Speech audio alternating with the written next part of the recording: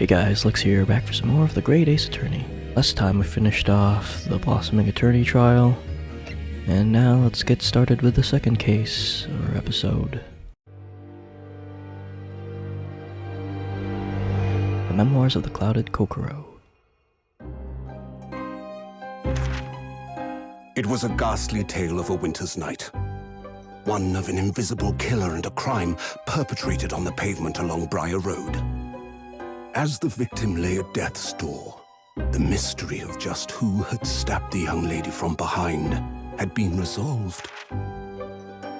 But no sooner had my friend saved that Eastern Exchange student from his harrowing plight than in the dim, flickering shadows of gaslight did a second bizarre crime rend the stillness of that very night.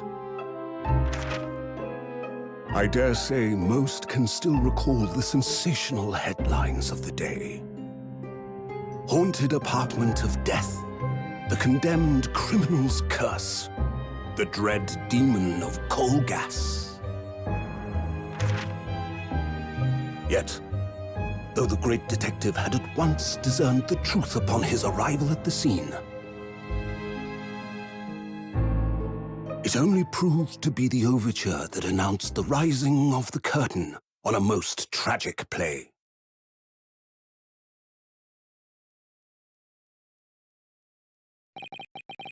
My name is Ryunosuke Naruhodo.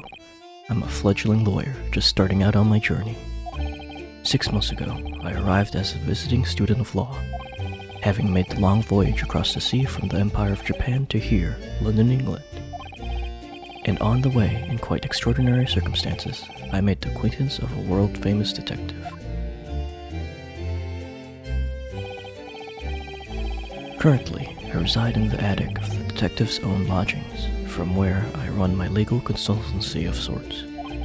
I've successfully defended a number of clients in Britain's highest court, the Old Bailey.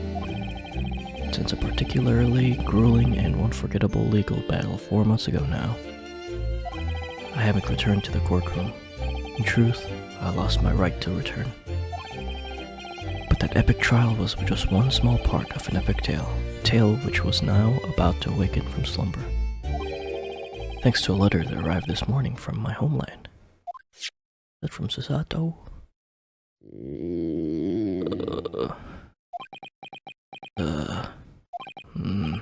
What a delicious smell wafting up the stairs. Must be nearly time for breakfast. Better go down to Mr. Sholmes' suite. Say good morning to the great detective and his flatmate. Just gonna introduce everyone. 30th of August, 7:28 a.m. Sholmes' suite. Ah, Runo, good. I was just about to call you. The bacon's ready. Good morning, Iris. Smells delicious as usual. Before I read, though, I have some news. I had a surprise this morning. Shh, not a word, Mr. Naruhodo. This could be just the abstruse thing from our pre-breakfast stagnation, repelling mental stimulation, my dear fellow. Morning to you too, Mr. Sholmes. Ah, yes, I see. So that's it. The truth is as clear to me as day. My faculties of observation have revealed it again. Oh, what are you talking about? You, Mr. Naruhodo, you have, this very morning, met with a surprise. Well, is that not the case? Can I just say it?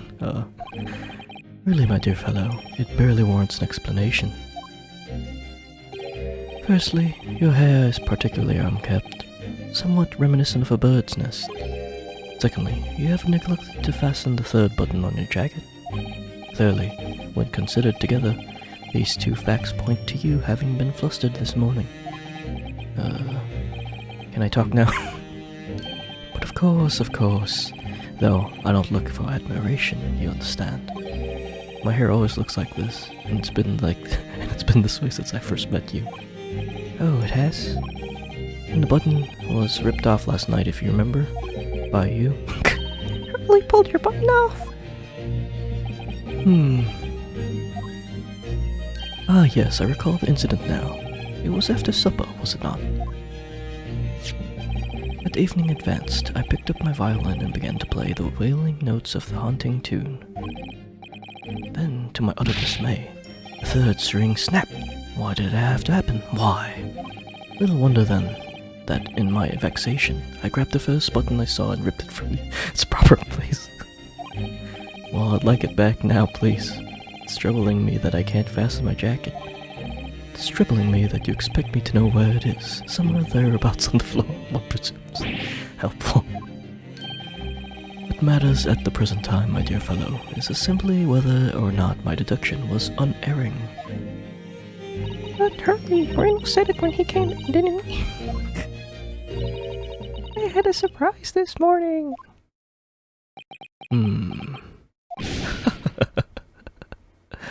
Well, that really is a surprise. Yes, this man is the pride of the British Empire, the famous consulting detective, Mr. Herlock Sholmes. There can't be a single person in the world who doesn't know his name. Alright then, enough of this silly conversation. Come and eat this bacon before it gets cold. And I have a new herbal tea for you to try too. My lady's special blend. And here we have Iris Wilson, Mr. Sholmes' lodger and companion. Truly exceptional young girl who's the author of a highly successful serialization here in London. Yes, The Adventures of Herlock Sholmes, as published in Rand's magazine. So, Mr. Naruhodo, won't you put us out of our misery? What surprised you this fine morning? Ah, well, I received a letter from Japan. Oh, from Susie, you mean? Was it really? That's right, and she had rather startling news, in fact. Ah, intriguing indeed. You must tell us all about it over breakfast. Oh yes, what fun! I need to give her a British accent, because I only noticed now after editing all those episodes that I recorded that she didn't have a British accent. But first, I gotta explore, examine everything.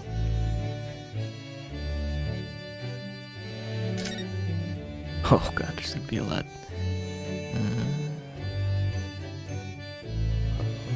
Start off with this, we got the machine back. The machine is really imposing, isn't it? But I can never remember its name. Riley calls it the Great Analytoscope. It can analyze anything at all. That doesn't really help me. What does analyzing something even mean? Ah, an extremely astute question, Mr. Naruhodo.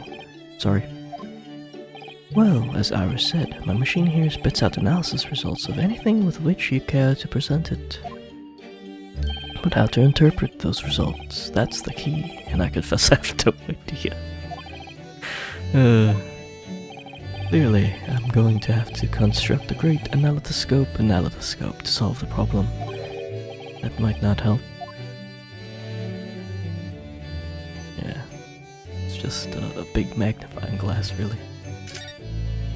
Ah yes, Mr. Sholmes' faithful musical companion. Wasn't his violin made by someone famous? Yes, it's a Stradivarius. Oh, I'm afraid you'd have to save up for 100 years before you could afford one, you know. But didn't you buy it for a song, Mr. Sholmes? I found it at a pawnbrokery among the forfeited articles. Clearly said Stradivarius on the label. What? The ignorant broker had no idea of its true value, you see, so I'm paid a mere 55 shillings for it. Yes, I have something of a turn for shopping. Herlock Sholmes bargain hunt. Could have been just a label. But is it really a Stradivarius then? But of course, my dear fellow, it said so on the label. I think perhaps the ignorant broker had something of a turn for selling. Oh man, it's funny. Aren't Stradivarius like lighter color? I don't know, it's been a while since I've seen one. Books, paper, scientific implements. These shelves are stuffed to the gunnels. Mrs. Sato wouldn't be able to keep herself if she were here. She can't stand messes. Susie might not be able to stand mess, but she wouldn't dare touch those shelves. Oh, why not? Everything's in intricate balance. Hurley spends ages on it. If you were to touch even one thing, the whole lot would come tumbling down. Susie noticed it was a very delicate arrangement, right from the outset. Make it sound like a meeting of great minds, but the truth is, Mr. Sholmes just needs to tidy up. Bro.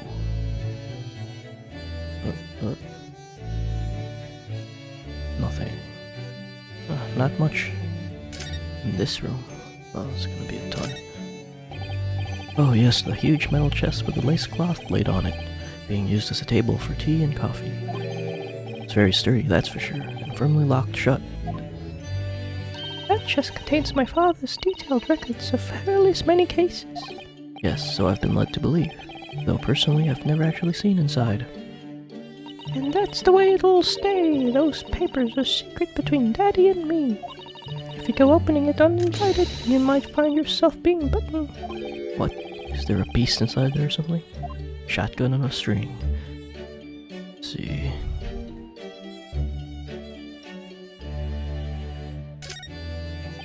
When it gets to this time of year, wanderers seem to leave their hearths light all day long, and I love it. There's something very relaxing about watching the flames flit and dance about. But the fireplace in days of summertime is a waste of space. Really, no use at all. Really no use at all. Rather like a great detective in days of no crimes and no criminals, Curly. But consider this, instead of a fireplace, a frost place. That's my latest idea. An extraordinary hearth with which emanates a cool breeze in the hot summer months. What do you think? I think if you invented such a thing, your name would go down in history. The principle is extremely simple. One must, of course, light a cold fire in the hearth. Yes, of course, brilliant! The trouble is, none of the fires are built ever burn cold. How it taunts me. So as you British say, it's a bit of a damp squib. I don't know what that means. Oops, there. These are different pieces of evidence from cases you've solved, aren't they, Mr. Sholmes? Not quite, Mr. Naruto, not quite. These trinkets are a selection from cases I've solved with particular aplomb. They're souvenirs of my success. Memories, Mr. Naruto, memories. Really, so tell me about the case in which a bust of Napoleon featured. I forget. Memories, he says. Wonderful, Mr. Sholmes, wonderful. I forget too. Go here. Ah yes, this is where you note down ideas, isn't it, Iris? What's in the melting pot today? The blue carbuncle. Yes, it's from a case of theft that Hurley solved ages ago. The theft of a precious stone. Carbuncle is another name for a garnet, you see, especially if it's cut with a rounded top. Oh really? And this garnet was blue, was it? Well, that's the thing. They're usually red. No blue garnets have ever been discovered. Oh. So who knows what the stolen gemstone actually was? That's the real mystery of the case. A proper Sholmes conundrum, huh? Couldn't you have a geologist look at it? I look forward to finding out what aroma your tea will have, Iris, every single day. Ah, well, I infuse a different concoction of herbs from the garden every time, so it's never the same twice. When you call it a concoction, it sounds more like a science experiment than something for tea time. Oh yes, that's because different blends can have very different properties. Some calm you down, some make you feel jolly, some give you energy. Today's particular blend is something quite special, so you're really in for a treat. That sounds ominous. There are so many different bottles up on that charming little set of white shelves. Oh, do be careful, Renault. You mustn't throw it into contents of any of those bottles, even if you're hungry. I won't do something stupid like that. I'm not a child, you know. Oh, I wish I could say the same for Hurley. Oh, yeah, he polished off a full bottle of one of my accolades. He what? He said he was hungry. I'll be extra careful. Yeah, that's how he dies. I can type with my eyes shut, you know. Can't believe it. When a deadlight's approaching, you sound like a Gatling gun. That reminds me of a dream I had the other day. It was such a funny one. It woke me up, actually. I was typing for a whole hour in pitch black. I didn't make a single mistake. That's incredible. But then, when it got light, I found out there wasn't any paper in the machine. Now I wonder if I actually been typing at all. You might have just fallen asleep on the job. Yeah, I went back for one of the scenes and there was Iris typing on this. But I didn't record it. Oh well. Okay. This is Sato's letter. This is a letter that arrived from Japan this morning by international post. Oh, how lovely! Look at Susie's beautiful handwriting! Wish I could read it. And how is your judicial assistant faring, may I ask? It's very well, thank you. In fact, according to what she's written, she actually appeared as a lawyer at a Japanese Supreme Court and won a case. Oh, really? Oh, isn't she wonderful? A cut above your good self, my dear fellow. I've won cases too, you know. Apparently, Mr. Natsume appeared in the trial as a witness. Natsume.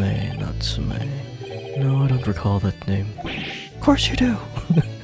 We helped the man twice! You know, in those 2 cases that took place on Briar Road 6 months ago?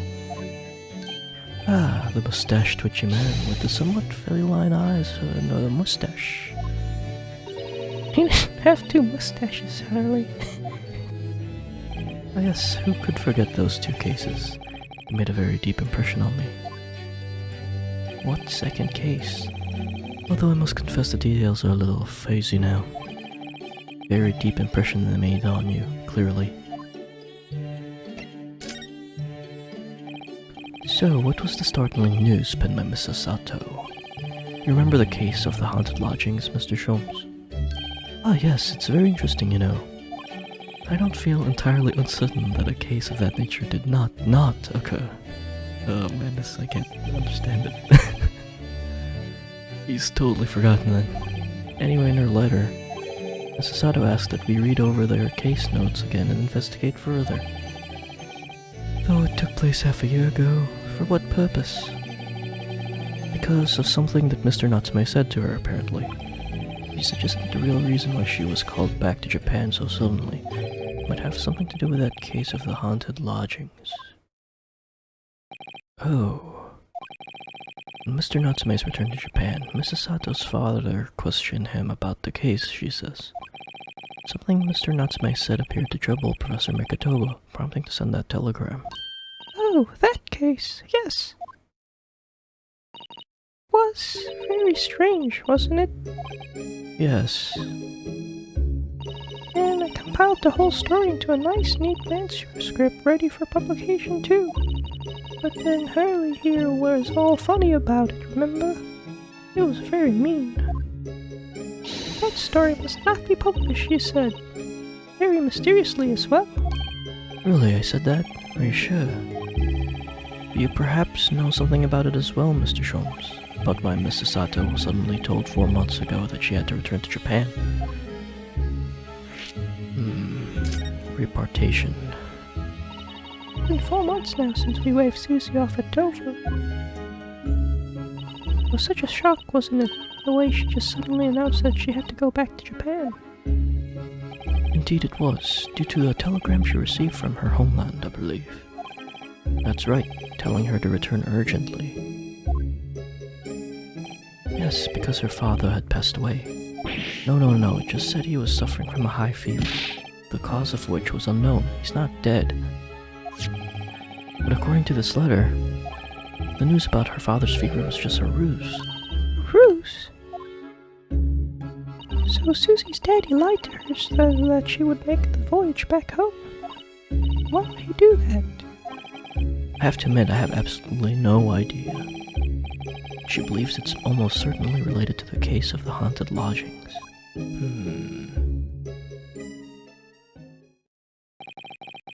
Summoning her back to Japan so suddenly like that, I wonder what Mrs. Sato's father is hiding. Hurley, do you know what it's all about? Did he just get dressed? Well, who could say? What? But you said... Please, I have engagements, my dear fellow.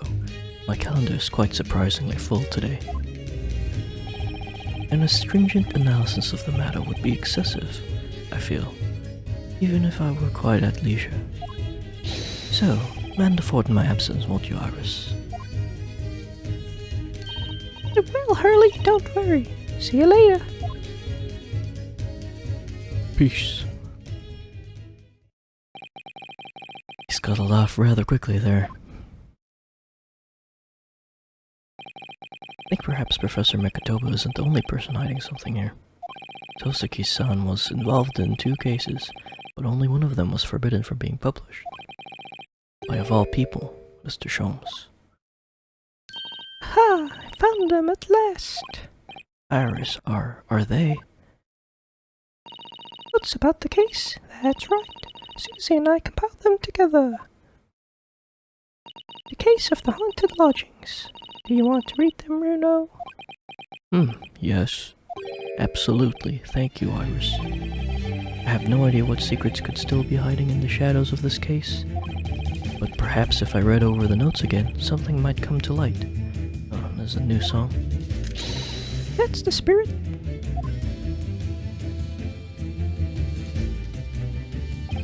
And so, Iris and I decided to read over the case notes again together. Everything from what happened to our investigation and that fierce battle in the courtroom that followed. Reliving every detail, I just need to find a clue, and have all the time in the world, because, of course, I'm no longer allowed to practice law in the courts of Great Britain. What happened? I'm so confused about all this weird timeline things. 6 months ago, a mysterious incident that unfolded on the wintry streets of London. A young woman was found lying on the snowy pavement on Briar Road with a knife in her back. Fortunately, her life was spared, but she was unconscious for several days following the incident. The fog was thick, and nobody saw her attacker, but by a cruel twist of fate, a visiting Japanese student was walking behind her at the time and was duly arrested. The man was Sosuke-san, and the man who effected his arrest was Mr. Sholmes. Believing in our compatriot's innocence, Sasato-san and I decided to represent Saseki-san in court, and after a grueling trial of many twists and turns, we managed to prove his innocence. Yay! Joyful, joyous, jubilant, jubilation! Was the man's reaction after the trial, but his jubilant jubilation was short-lived. Received a telegram from Mr. Sholmes the following morning. The victim of the Briar Road stabbing has regained consciousness. I was wondering what happened to her. Hurry to the Bards at once. So Sato-san and I summoned a hansom and headed immediately to the hospital.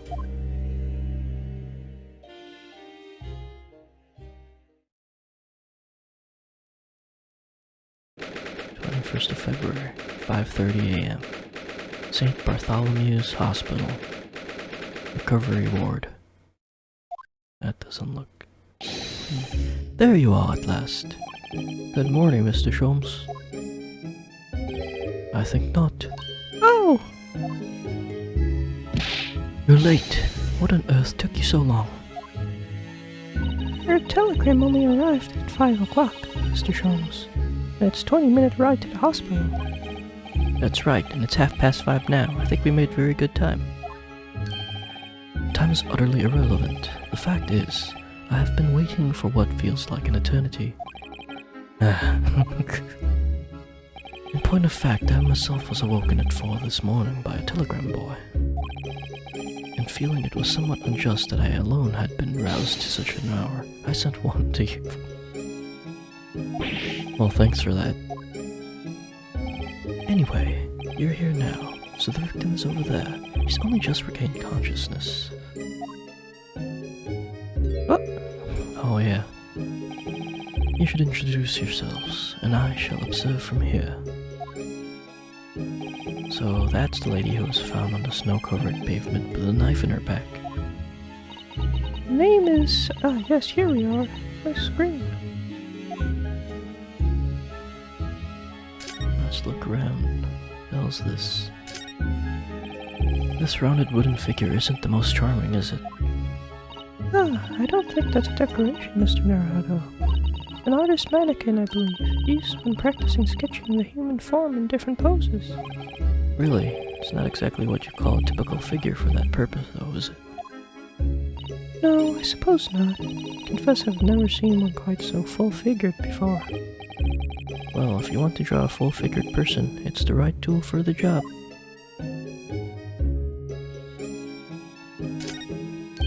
Look, there's a photograph in this frame here. Oh, yes, it's a picture of a young gentleman. Looks to be about the same age as Miss Green, I would say. Perhaps the young woman's special someone, do you think? My, Mr. Naruto, I didn't know you had a sense for matters of the heart. Not in the least. I sincerely said the first thing I thought of.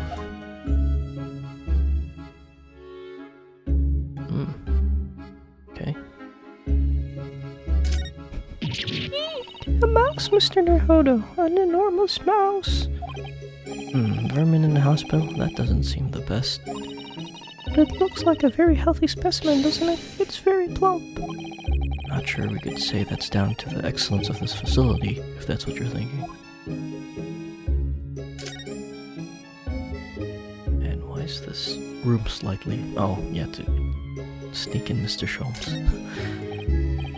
This looks like treatment notes for whoever's occupying this bed. Let's see. Do not permit to run around the hospital. The patient doesn't seem to be here at the moment, so... He or she is probably running around the hospital then. Oh dear, how worrying. What's worrying is why they haven't discharged the patient yet. There are all sorts of medicines in this cabinet, look. I'm not sure if it's safe leaving them in the reach of everyone like this. Yes, you're right. Imagine if you were peckish, you might try a whole bottle or two. Well, at least there seems to be a little lock to secure the cabinet doors. Yeah, it's easy to open. I don't imagine that would stop you if you were hungry. I worry that you'd break the lock. Hunger doesn't turn me into a criminal, you know, Mrs. Sato. Does to me. Huh? Big bag. That must be the bag of Miss Green's personal belongings. She would have been brought directly here after she was found stabbed in the pavement, though. I expect a friend of her family member probably brought some things for her. Alright then, let's see what's inside. A change of clothes, no doubt, and... No, Mr. Naruto, you must never scrutinize a young maiden's personal belongings. But the young maiden might have some chocolates, or biscuits, or caramel. Yeah, stealing. Lots of bottles in the cabinet, aren't there? Do you think it's safe to keep them like that? If you were a patient here, I feel sure you'd take some medicine by mistake when you were half asleep. That is a worry, but at least the cabinet has a lock, even if it's only a flimsy looking one. Oh, I have no doubt you'd managed to unlock that somehow while you were half asleep as well. There are limits to what I can do when I'm half asleep, you know, Miss Sato. I could definitely open a lock half asleep. Ah, this looks like a patient's treatment notes. Let's see. Do not feed. What is this place? Zoo? No, I seem to remember seeing an almost identical sign at our local park. For the pigeons, yes. This is a person. Poor woman, I hope she hasn't read this.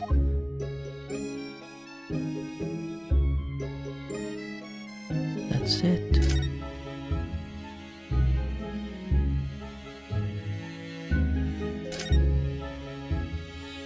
Okay, let's talk to her. Good morning.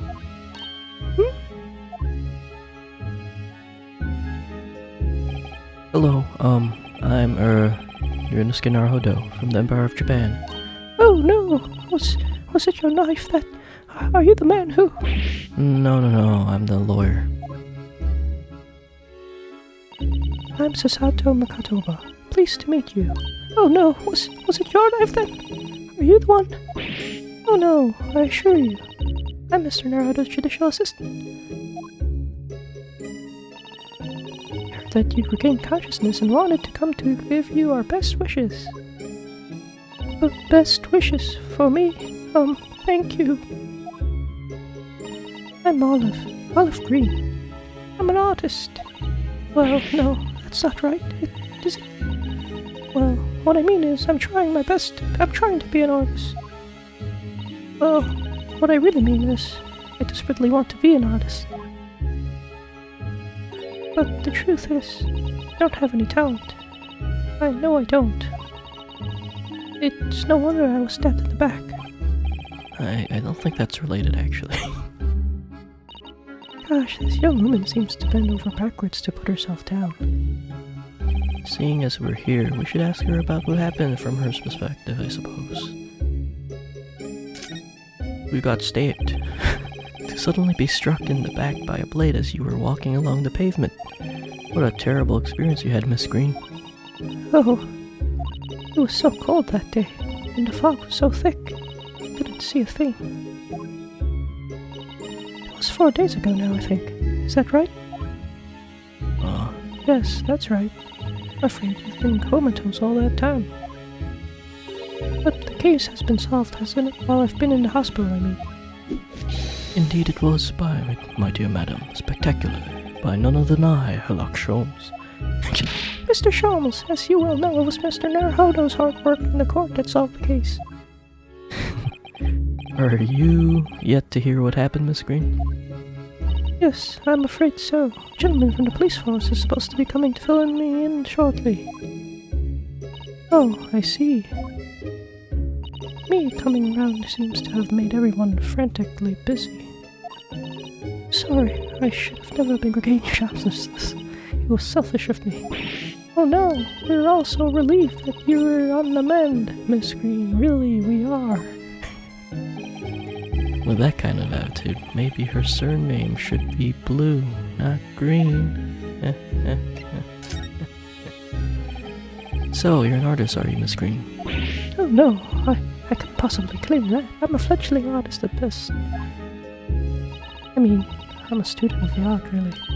At the Thorndike Academy of Fine Arts. Oh my, an Academy of Fine Arts. Great Britain is such a wonderful country. Tell me, Miss Green, do you live whereabouts? Oh no, actually, I don't deserve it, but I have a little flat in Brixton Road. I see. How very interesting. Oh no, is it? Brixton is some 10 stops away on the underground from here. And Thorndike Academy is a mere 3-minute walk from Brixton town centre. Does that matter, Mr. Sholmes? Perhaps not, but Briar Road is a far less salubrious part of the town by comparison, dwelt in by those of inferior means, including the maleficent Mr. Mustache. Inferior means, I suppose the Seki-san does fit the bill. It struck me as somewhat out of the ordinary for a young fine art student to be walking in such a district. That's all. Oh. What's this? She suddenly clammed up. Mr. Sholmes, you should be ashamed of yourself, prying into a young maiden's private affairs. Oh dear me, do forgive me. If you don't mind. I'm being discharged shortly, so I need to pack up my things. Oh yes, of course, we won't keep you. Thank you so much, Miss Green.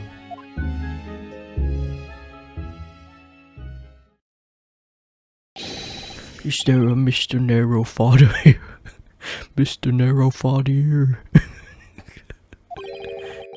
Narrow Father. Well, if you're looking for Mr. Naruhodo, the lawyer, that's me, but... Oh, Mr. Narrow Father, this is for you. It's a message from Miss Saucy Nutmeg. It's a message from Miss Saucy Nutmeg. Mr. Natsume sent a message to me. But why would a policeman be delivering a message from Mr. Natsume? Exactly what's going on. What's a Scotland Yard constable doing playing a delivery boy at this time in the morning? Ah, what are you waiting for? Let me see that. Oh. Well, this is most unexpected. Something wrong, Mr. Sholmes? Something wrong, Mr. Sholmes, he says. Have you not seen this note? No, how could I have? It would seem that London's criminals have no intention of letting the great detective rest. A new case calls. A case of murder, no less. We must depart at once. Murder? Call a cab. Time is of the essence. But the trouble is, we've yet to read Mr. Natsume's note. I was thinking we ought to pay him a visit in his lodgings once we did. That will be entirely convenient. Convenient? You mean? It's all here in the note, my dear fellows. The murder we must investigate took place at Mr. Mustache's lodgings. Wait, what? I'll hail a fiacre at once.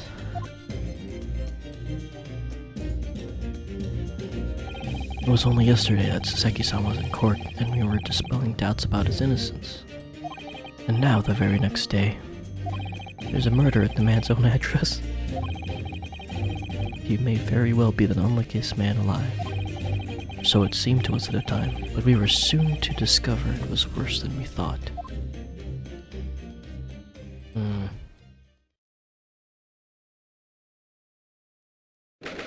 21st of February, 7:18 a.m. Mr. Natsume's lodgings. Ground floor. It's that guy! Finally! Too bad he's dead. What on earth? Oh my, the gentleman is deceased. Without question, he's dead. Local student, Mr. Dorot Esquire. Mr. Natsume. Oh, why? Why is this happening? Why to me? I've only just got off court yesterday. I was finally home after 2 days of misery. And then I wake up to the next days to this. No early bird should catch a worm like this. Awful worm without wiggle. I see you in high spirits again this morning, Mr. Mustache. Not the horrible hairlock Sholmes. Shoo, shove off. Show yourself the door. I never invited you. Mr. Sholmes came here with us. Quite sure he'll be able to help you, Mr. Natsume. I am entirely at your disposal, Mr. Mustache. What can I do for you?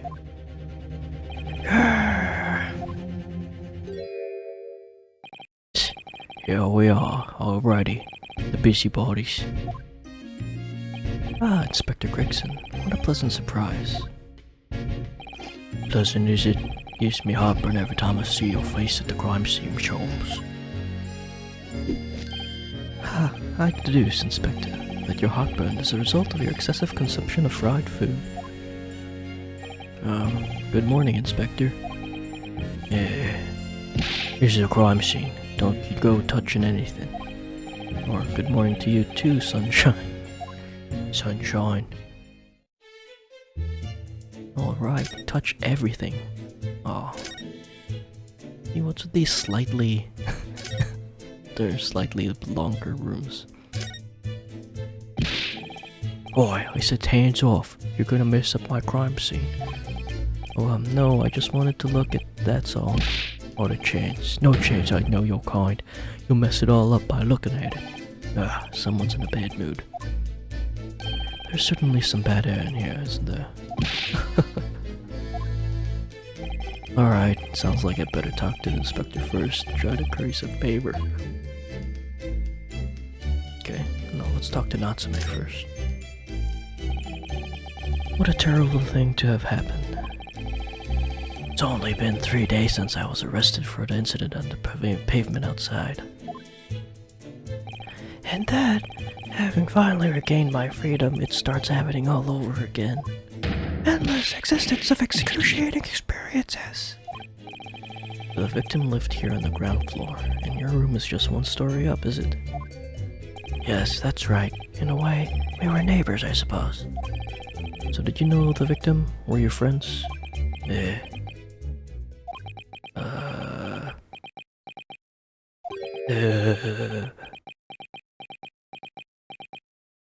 What's the matter, Sasaki-san? Now. It was an innocent enough question, wasn't it? Why does he seem so shaken by it?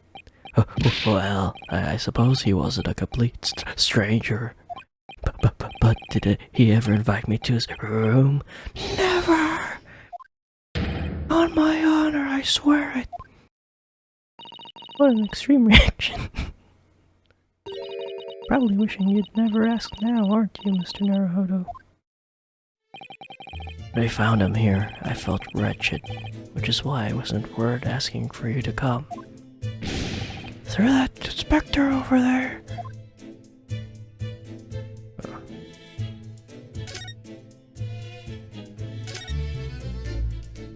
So, Inspector, what's the victim's name?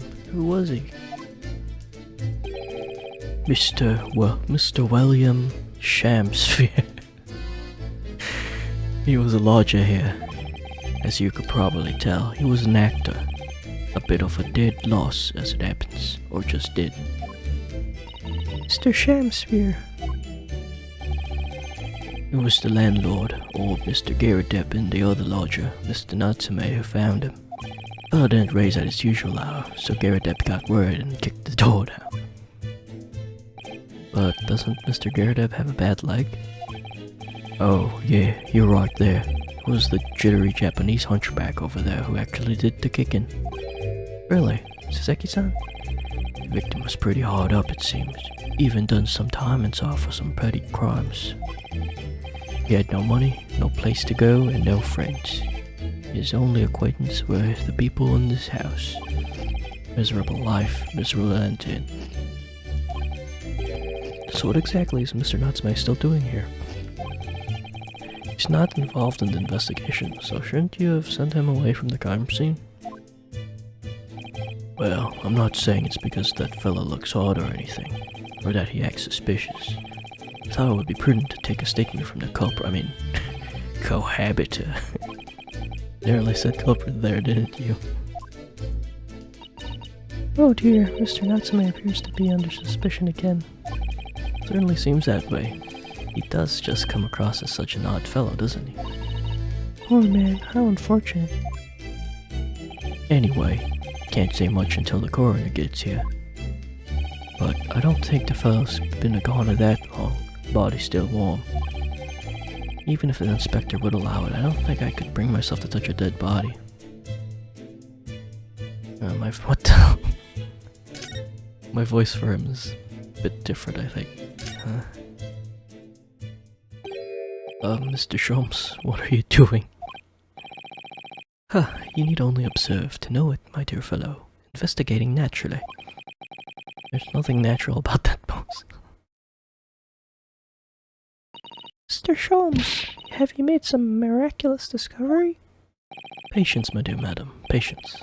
I've not been here in this room for 5 minutes. So far, all I've managed to deduce is what actually happened. My goodness! But isn't that everything we need to know, Mr. Sholmes? Now that you propose the idea, I believe one could indeed see it that way. At the present time, I have managed to draw 2 incontrovertible conclusions. For the first, that there was a physical struggle here last night in which the victim fought for his life.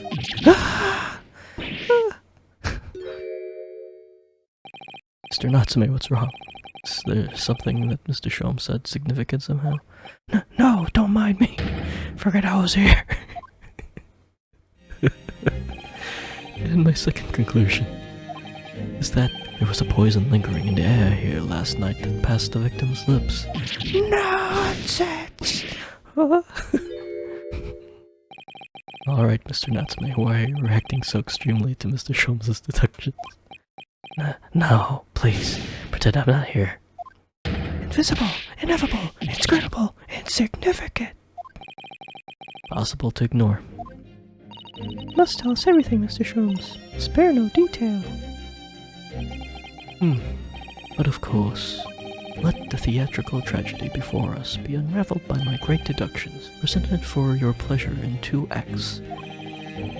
You've heard some truly astounding great deductions from Mr. Sholmes in the past. No doubt this will be no exception. What miracles will we unfold before our eyes this time? Oh boy.